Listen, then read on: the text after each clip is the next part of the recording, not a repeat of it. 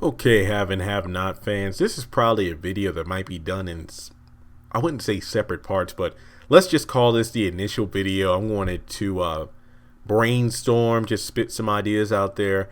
I have a feeling this video should definitely get a lot of comments. I mean, I don't usually call that when I do videos, but I feel like this is something we should definitely talk about due to the fact that if you haven't heard already, I don't know how you haven't heard. This has been news for months. I'm talking about at least probably 6 months or more that Tyler Perry is leaving, OWN at in the year 2020. He signed a contract a while ago with Viacom, which is kind of an umbrella company for many other stations like BET, just to name one big one that everyone's familiar with. And I just wanted to talk about the fact that the haves and have-nots of Loving You Is Wrong, back when the announcement was released to the media that Tyler Perry signed his deal and was leaving OWN, it was stated that if Loving You Is Wrong and the haves and the have-nots were ending, like at least on OWN, like, they would just either show reruns and syndication, or they'll just be in the graveyard of television shows that, people once loved and watched over and over again. So when I say the topic of this video was kind of like talking about how do I want the series to end, keep in mind that my thought process is linked to the fact that as of right now, the show is ending in 2020. Unless there's going to be a continuation on another network, a movie, a prequel series, let's just assume, based off what we do know, that the show's ending in 2020. Based off the fact that, and I've already done the math, we already did that video about how much time has passed on the show. The show itself is still in the year 2013.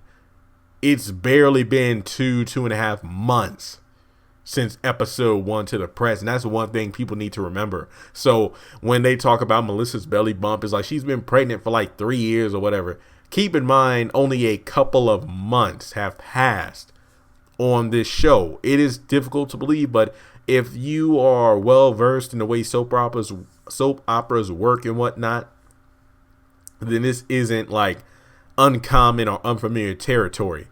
But for me personally, like, when I was a kid, young, during the summertime or homesick from school or whatever the case may be, and I was stuck at either my grandparents' house or at an aunt's house, to babysit me or whatever.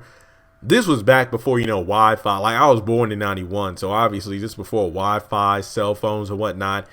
And for the most part, there might have been one, maybe two TVs in the entire house. So usually whatever the adults were watching, the kids were watching. So yeah, I know about the All My Children's, the As the World Turns, The Bold and the Beautiful, General Hospital. Like, I've watched those, like, not in succession in terms of, I can't tell you what happened 5 years ago. I think when it got to the point where I got older and, more TVs became common throughout the household, electronics, I kind of got out of that.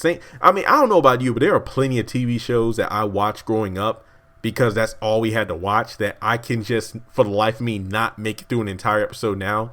Roseanne, Married with Children, just to name a couple off the top of the head. And the same thing with soap operas. Soap operas is just like, there's just so much stuff that I couldn't jump into them now if I tried. I've never been a fan of this series, but I feel like Doctor Who, that show, like, I have some friends who are whoologists. I don't know the correct term, but they are people who know that show like the back of their hand. But there are like so many freaking seasons that I couldn't just jump into it. You need to do your studies. Same thing with a soap opera. So with the haves and the have-nots, if you jumped aboard in like season 4, then you're kind of screwed. Like, you might be enjoying the show, but there's a lot of stuff that you missed out on. But to be fair, the show doesn't always go back to characters and scenarios and plot points that have disappeared from the show altogether, whether a character was killed off or a storyline was kind of thrown in the closet or thrown out completely. But with the haves and the have-nots, I know I'm doing a long introduction, but I just want to break it down what I'm about to say. I just kind of want to go over my thoughts about how I think the show should end. But realistically, with the show maybe ending in 2020, there's not that much time left. Now you're probably thinking, well, Jeremy, there's still like what, 10 episodes for 2018 they need to air. Then they'll probably do about 20 plus episodes in 2019 and maybe 10 more in 2020. So that's roughly about 40, give or take 40 some episodes. But due to the pacing, I mean, the show is over 110 episodes as it is now, and it's only been a couple of months.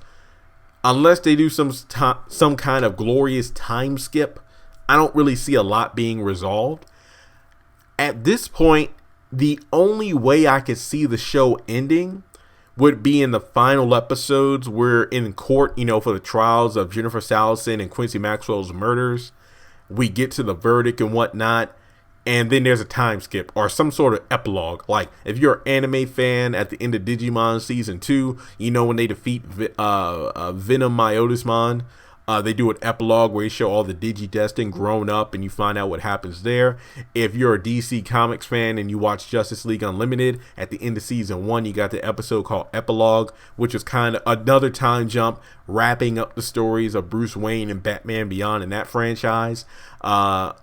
Ironically enough, Pokemon, they don't do anything with that. Like, Ash Ketchum is still 10 years old, so there's that. But there are plenty of other TV shows that I'm sure you're familiar with. Either TV shows, movies, or even book series like Harry Potter or whatever. Like, I never got into that, but I just know that there was some kind of time jump at the end of the series where you see Harry and his two friends grown up, and don't they send their kids to wizard school? I don't know the exact details. I usually see these memes about it or whatever, but the haves and the have-nots, there's just way too much, in my opinion. There's just way too much to be wrapped up in terms of like a clean-cut way of ending the series in 2020. There are more than enough episodes, but in terms of how Tyler Perry is writing the show now, realistically, I can't see it being done unless there's some kind of time skip. But time skips are really only acceptable if you've kind of lined up everything for everybody to see. Or like, okay, guys, here are all the 25 plot points and characters and whatnot. Let's get you to the race. Like, we're going to get you at the starting line of the court cases, but then we'll do a time skip to explain everything. Like, sometimes time skips don't verbally explain everything. It's kind of like a show and tell. Like, if we see Catherine go to jail for the murder for Jennifer Salison, and then they do like a 5 or 10 year time skip, and we see the characters who aren't in prison and Catherine isn't one of them, then you can assume she either died in prison or she's still in jail.